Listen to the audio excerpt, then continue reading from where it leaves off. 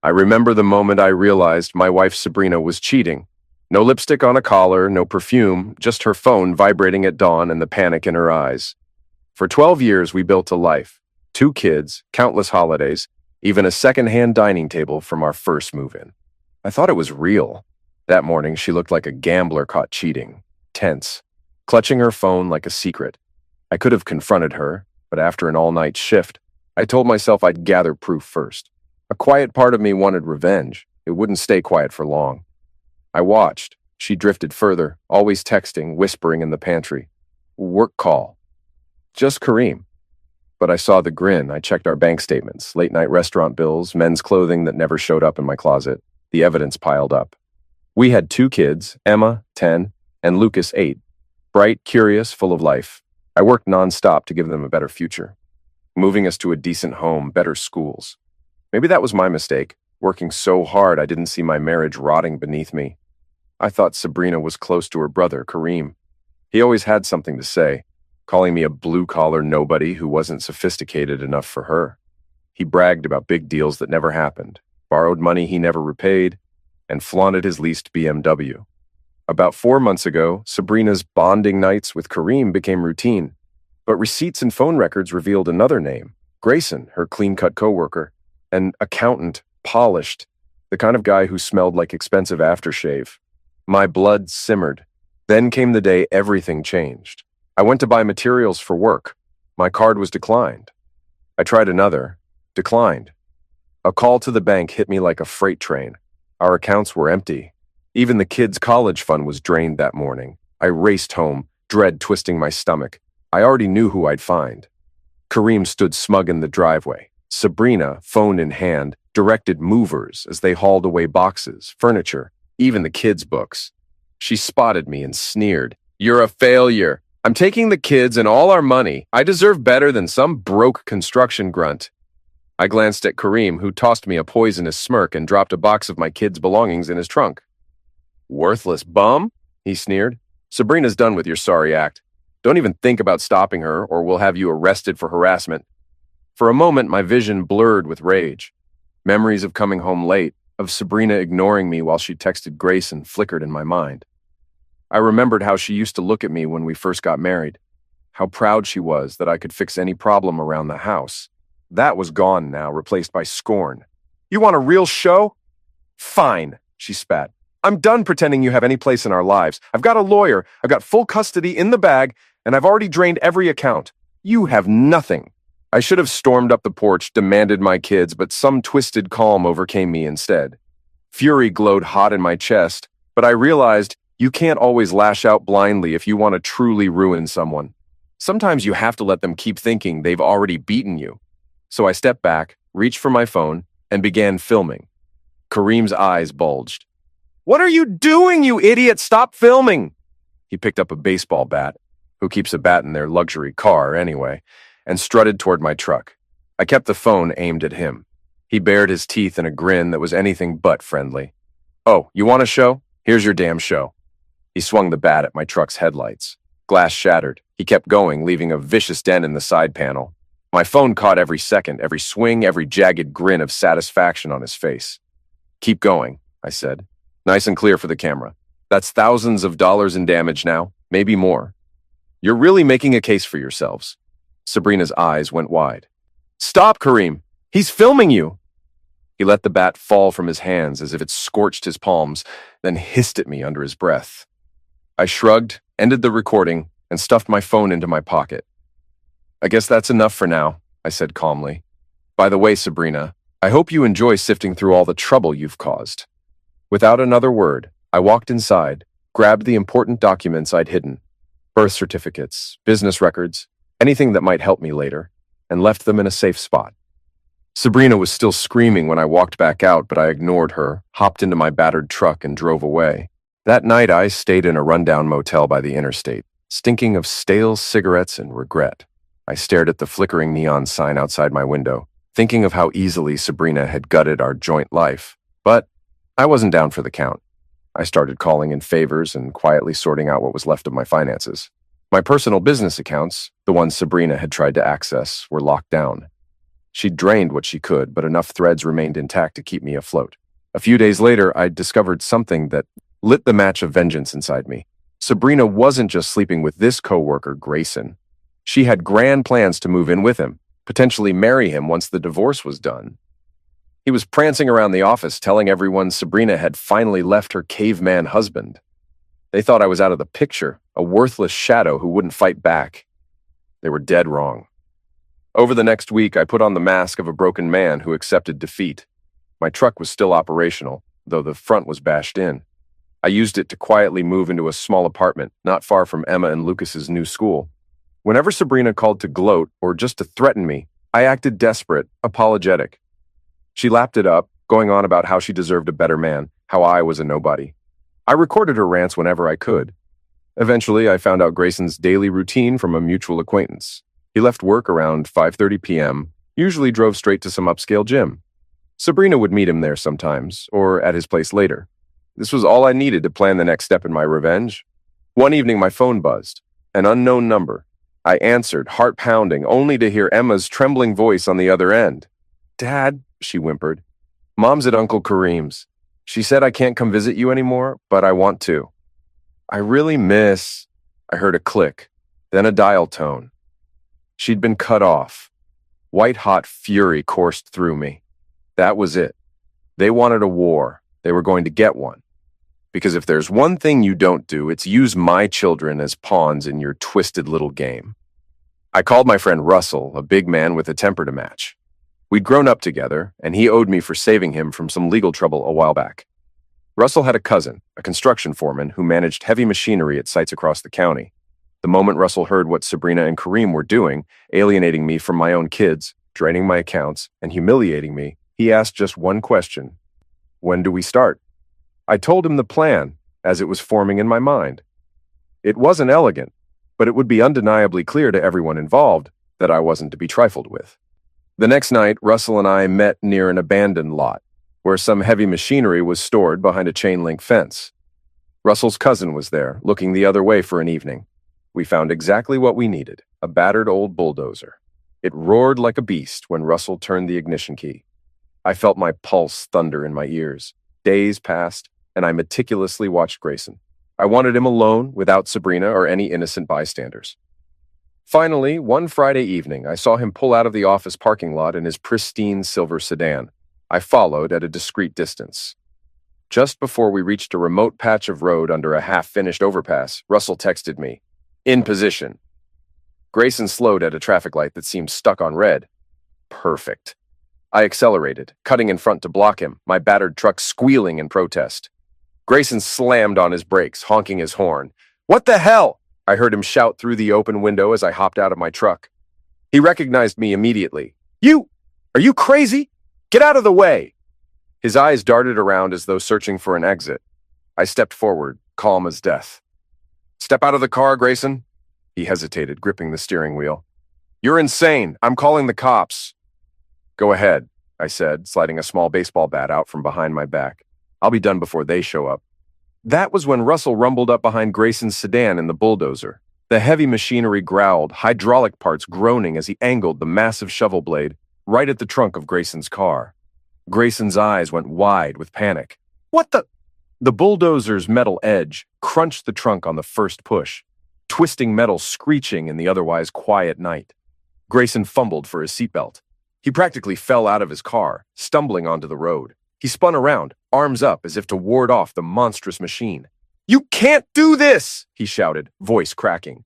I gripped his collar. "You see how it feels when someone rips apart everything you've worked for?" He tried to pry my hand away, but I was fueled by a year of betrayal. "Let go of me!" The bulldozer's engine revved again. Russell expertly manipulated the controls so the blade pressed down, peeling the side panel of Grayson's car with an ear-splitting shriek. The window shattered, glass raining onto the asphalt. "Stop it! You're insane!" Grayson's voice rose in desperation. I tightened my hold on his shirt, yanking him closer so we were face to face. "You must feel pretty proud. You got Sabrina, you took my money. You think you won, right? She told me you were an abusive nobody!" He gasped, eyes wild. It wasn't personal. Wasn't personal." My laugh was cold. You messed with my kids. You let her drain all our accounts, and you call that not personal? I slammed him against the side of my truck. He tried to fight back, landing a poorly aimed punch on my shoulder. Adrenaline roared in my veins. I swung the bat, connecting with his side. He doubled over, gasping in pain, eyes shining with tears. My heart hammered, but I felt unstoppable. Russell moved the bulldozer again, ramming the back of Grayson's car. The frame collapsed like a tin can. I'll pay you back, Grayson stammered. I swear to God. I'll give you anything you want. Money, an apology, anything, I snarled in his ear. I don't want your money. I want you to remember this moment every time you think you can stomp all over someone's life again. He tried to speak, but instead he coughed, spitting up saliva. My bat hovered near his ribs, a silent threat. Then I gave a short nod to Russell. The bulldozer roared forward, ripping the rest of the sedan's side until the car's wheels canted at bizarre angles, metal screeching in protest. Glass and torn steel littered the street. I leaned in. You messed with the wrong man. Before he could utter another word, I heaved him onto the pavement. He landed hard, his face contorted with pain as he struggled to crawl away from the wreckage of his precious car. For a moment, I considered pushing this further, crushing more than just his car. But I pulled back, let him limp away. Fear can be a stronger weapon than any broken bone. Russell backed the bulldozer off the destroyed sedan, leaving it in a twisted, smoking heap. Then he hopped down, gave me a sharp nod, and we returned to our vehicles. Grayson lay whimpering in the road behind us, the distant glow of streetlights illuminating his destroyed property. Police sirens wailed from far off, but we were already fading into the night. By the time word got back to Sabrina, we had vanished. She had no idea who'd helped me or how it all went down. The story in the rumor mill was that a bulldozer had come out of nowhere. But everyone in her circle knew it was me. Maybe they couldn't prove it, but they knew. I half expected Sabrina to call me in a hysterical rage, but the line stayed silent until the next day. When my phone finally did ring, her voice was cold as ice. You maniac, she hissed. You're not going to get away with this. Grayson's pressing charges. The cops are going to come knocking any minute. I let out a slow breath. I have no idea what you're talking about. I was home last night, alone. She laughed, but it was hollow. Don't think I won't destroy you for this. My lawyer will have a field day. You crossed a line. I clenched my jaw, imagining how she looked, probably pacing her new condo with a phone in hand, nails digging into her palm. A line? I think you crossed that line when you took my kid's college fund. You're a total failure, she spat. I should have left you years ago. The phone clicked. I stared at the empty screen, my heart still pounding, euphoria mingling with fear. There'd be a price to pay for what I'd done, but I found it hard to regret. Not yet. Trouble arrived soon enough. A detective came by my apartment with a few pointed questions. Sure, there was footage of a bulldozer on that deserted road, but the driver wore a hooded jacket, face obscured, and the license plates on my truck were conveniently covered with duct tape. My neighbors told him I'd been in all night. Some even testified they saw me take out the trash around 9 p.m. That was enough to muddy the waters, especially since Grayson was too rattled to clearly identify me. It seemed that Russell's cousin had also wiped down the bulldozer. No prints, no evidence, no case, so far. While the legal side simmered, I had another front to address. My kids. Sabrina had them in her new condo, but I filed for an emergency hearing. I presented bank statements proving that Sabrina had wiped out our accounts, plus videos of her brother smashing my truck. The judge was no fool. He knew something shady was going on, and although he couldn't confirm the bulldozer incident, he saw that Sabrina wasn't exactly parent of the year. Tensions escalated when I told the court that Sabrina used the children as leverage to hurt me. She tried to wave that off as a lie. He's an abusive man, Your Honor. I had no choice but to protect my children from his violent outbursts. Louise, my lawyer, calmly slid evidence across the table. My phone recordings of Sabrina calling me worthless, bragging about taking the kids and draining the accounts. The judge's eyebrows rose. The final blow was a short statement from Emma's teacher describing how Emma had seemed distressed, complaining that, Mommy won't let me see Daddy. By the time the hearing ended, I had partial custody, a major step up from the 0 Sabrina had planned for me. Sabrina glared daggers at me in the courthouse hallway. This isn't over, she snapped, her fists clenched. I'll make sure you regret everything you've done. I just shrugged. You started this war. I'm just fighting back. Once I had more time with the kids, I tried to keep them out of the crossfire. When they were with me, I took them to local parks, taught them how to do basic home repair. Emma played soccer in the evenings, and I never missed a practice. Lucas liked building elaborate Lego sets, and I helped him construct a dinosaur robot that we both found ridiculously cool. I wanted them to have some semblance of normalcy, some stability, yet Sabrina's arrogance didn't die. She threw parties in her condo, living off the money she'd scraped from our accounts. She must have felt untouchable, even though the courts already smelled blood in the water. Grayson, according to rumor, was halfway out the door. Ever since the bulldozer incident, he'd been a nervous wreck, probably cursing the day he got involved with Sabrina. But she refused to see it.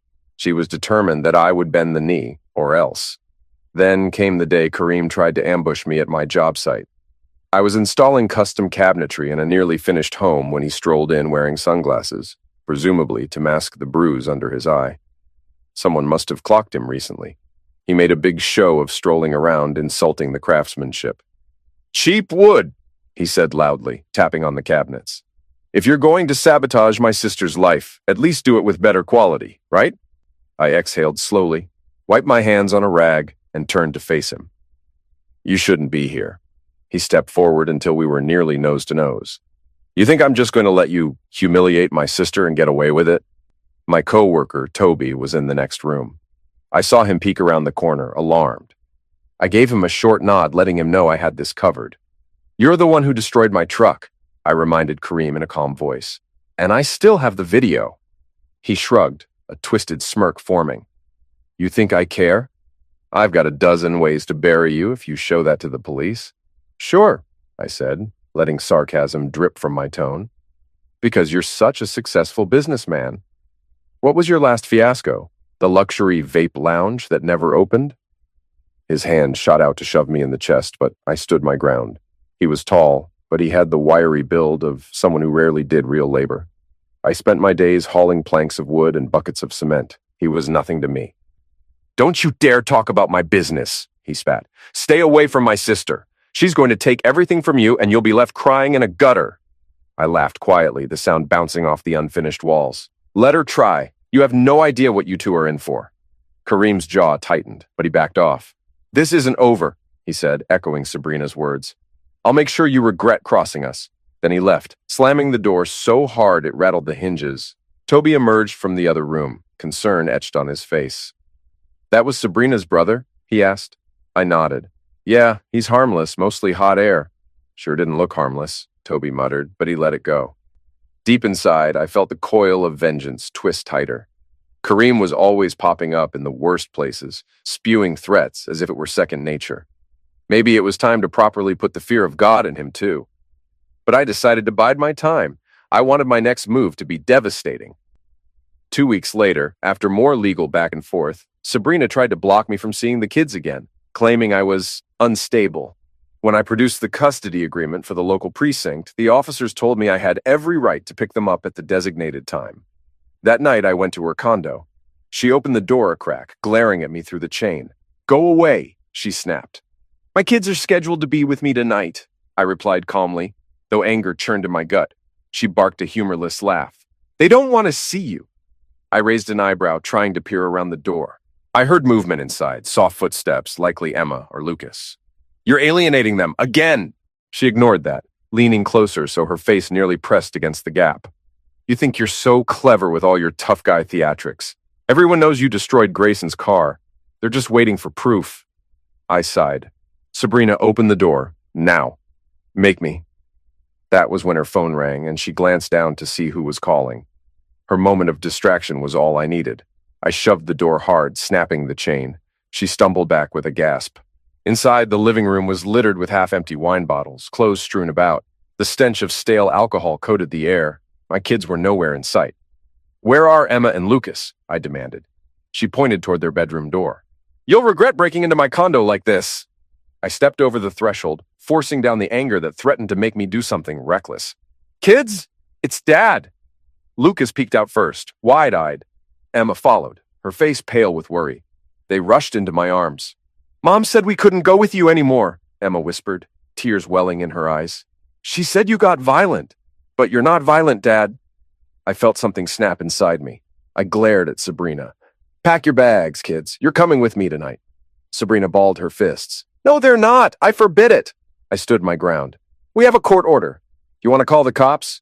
Go ahead, do it. We'll see who they side with when they see all this. I gestured to the squalid living room. Go on, make the call. She wavered, rage contorting her features, but she didn't pick up the phone. She just seethed, watching as the kids hurried to stuff clothes and favorite toys into their small backpacks.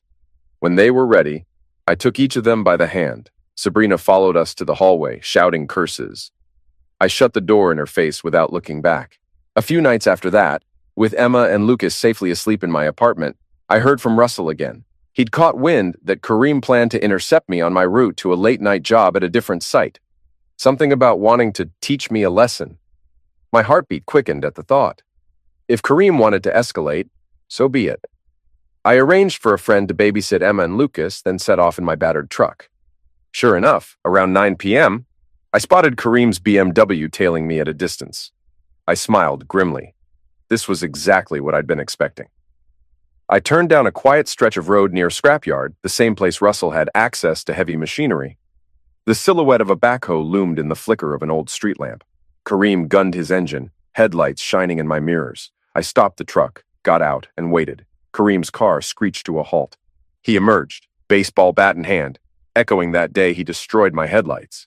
A couple of his shady buddies slid out from the back seat, flanking him. He pounded the bat in his palm. Took you long enough to stop, he said. It's time we finish this. I couldn't agree more, I said quietly, heart thudding in my chest. I glanced to the side. Russell stepped from the shadows. We'd planned this. He held no weapon. He didn't need one. The man was built like a bull, fists like sledgehammers. Kareem's goons shifted uncertainly, but Kareem sneered at Russell, clearly unafraid. Yet, oh, so you brought muscle? He taunted. This just makes it more fun. I locked eyes with Kareem. You and Sabrina took my money, tried to take my kids, humiliated me. You thought I'd just slink away and give up. You thought wrong. Boo-hoo, Kareem mocked. We took what we deserved. You're just mad because you're a loser with no power. But guess what? You're still a loser. You can't scare me. I let that hang in the air for a second, then calmly unlatched the tailgate of my truck. Inside was a crowbar. I wrapped my fingers around it and stared at Kareem. I'm no hero. I'm not even a good man, but I promise you'll regret thinking I'm an easy target. His smirk wavered, but he raised the bat. One of his buddies rushed forward, swinging a metal pipe. Russell intercepted him with a savage punch that sent him staggering to the ground. The second buddy tried to tackle me, but I brought up the crowbar, catching him in the ribs. He yelped and doubled over. Kareem rushed in, baseball bat whistling toward my shoulder. I pivoted, wincing as it grazed my arm. Pain flared, but adrenaline kept me going. I swung the crowbar at his wrist. He yelped, the bat falling from his grasp. Russell was busy keeping the other two thugs on the ground, methodically disabling them with powerful blows. Kareem stumbled back, cursing. I pressed forward, grabbing him by the shirt collar. My voice shook with rage. You think you're tough, swinging that bat at my truck? Let's see how tough you really are without your weapon. He tried to jab me in the stomach, so I slammed the crowbar into his thigh. He yowled like a wounded animal, collapsing to one knee. Sweat beaded on his forehead. He glared up at me, hatred burning in his eyes. You'll pay for this, he hissed, spitting at my feet. I stared down at him, breathing heavily. I already have, thanks to you and Sabrina. Then I swung one final punch, connecting with his jaw. He toppled onto the cracked asphalt. Russell towered over the other two, who were groaning and clutching bruised limbs. As soon as I'd put Kareem on the ground, they decided they'd had enough. One of them half-crawled, half-sprinted to the BMW. The other hobbled after him. They peeled away, leaving Kareem where he lay. For a moment, I considered leaving him there, but a deeper, more poisonous urge roiled inside me. I strode to his BMW, popped open the trunk, and rummaged until I found a small toolkit. Among the tools was a reciprocating saw, probably stored for intimidation. How ironic! I yanked it out and glared at Russell. He nodded grimly. Go for it. We wheeled on Kareem's car. I ignited the saw, the blade whining. Sparks flew as I hacked into the side panel, letting out all my frustrations with every inch of ruined metal. The sweet reek of scorched paint and shredded steel filled the air. By the time I was done, a gaping wound marred the side of Kareem's precious BMW. Kareem, bruised and bleeding, propped himself up on his elbows, watching in horror. Stop! Stop! I let the saw whir to a halt, then turned to face him. Next time, I said, voice low, I won't stop with the car. His eyes flickered with genuine fear. Russell threw down the battered metal pipe he'd confiscated from one of Kareem's buddies, and the clang reverberated in the night. Satisfied, I jerked my head, signaling Russell it was time to leave. We climbed back into my truck and drove away. In the rearview mirror, Kareem was on his hands and knees, next to the gutted remains of his vehicle. I doubted he'd run his mouth again for a good long while. Sabrina tried to spin the story when she found out, claiming I was a sociopath who'd destroyed poor Kareem's car. But with Kareem in the hospital for a hairline fracture in his wrist and a nasty bruise on his face, not to mention the prior recordings of him trashing my truck, the cops were more inclined to see it as a mutual escalation. My lawyer, Louise, was already in the process of negotiating final custody arrangements. Turns out the judge had grown weary of Sabrina's antics, lying about finances, alienating the children, hosting parties with random men. Every time she tried to paint me as the villain, I had evidence that swung back in my favor. The day we finalized the divorce was anticlimactic. Just a short hearing where the judge officially declared our marriage dissolved. Sabrina arrived in a wrinkled blouse, dark circles under her eyes, as if life had worn her out. Gone was the fancy makeup, the expensive clothes. She tried to meet my gaze with bravado, but I saw the flicker of defeat behind her anger. "We could have sorted this out," I said just loud enough for her to hear, "if you hadn't tried to take everything." She let out a bitter laugh. "You deserved it. You're a nobody." I shrugged. "Maybe so, but at least I'm not the one who lost everything." Her lip curled. "Don't think you've won. You're still broke." "I've got something you can never buy back," I said, nodding toward the kids who waited in the hallway with a social worker. "Their respect and mine." She tried to retort, but the bailiff signaled for quiet. The judge read the final terms. I had primary custody. Sabrina had limited visitation. The division of property gave me the right to any personal business accounts, meaning everything she drained had to be reimbursed. She was stuck with the debt from the credit cards she had secretly opened in my name, once proven to be fraudulent on her part. The child support arrangement was humiliating for her, especially since she'd used the kids as pawns. The last words from the judge were final. The marriage is dissolved. There is no longer any shared financial obligation beyond what is ordered in the settlement. Sabrina didn't cry, didn't beg. She just stared straight ahead as if refusing to acknowledge reality. I walked out, my footsteps heavy but a strange sense of relief blooming in my chest. 12 years, reduced to a stack of legal papers and bitter memories. Yet for the first time in a long while, I felt free. I took Emma and Lucas to the diner down the street for celebratory milkshakes. It was a small gesture, but one that reminded me we still had something to look forward to. Life wouldn't be easy. My arm was still sore from where Kareem whacked me with that bat. My truck was a dented testament to all that had happened, and my finances were precarious. But I had a fresh start. In a way, that was worth every bruise, every betrayal. As we sipped our milkshakes, Emma rested her head on my shoulder. "Are you happy, Dad?" she asked softly. I hesitated, uncertain how to answer. Happy felt too strong a word for everything we'd been mouthed through. "I'm okay," I said at last, patting her hair.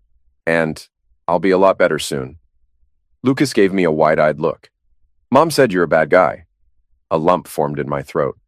"Sometimes, buddy, people do bad things when they're hurt. I'm not perfect, but everything I did was to protect you two." Emma reached across the table and put her hand on top of mine. "We know," she whispered. In that moment, I realized something. No matter how brutal and vengeful I'd become, no matter how twisted with anger I felt, Emma and Lucas were the anchors keeping me from sinking into total darkness. Their small hands, their unwavering trust, that was all I needed to keep going. Kareem's threats eventually dried up. Grayson, humiliated by the bulldozer incident, left the state to seek a new job far away. Sabrina, cut off from the money train, had to move to a smaller apartment and take a job she hated. In time, the gossip died down, replaced by new dramas and new headlines.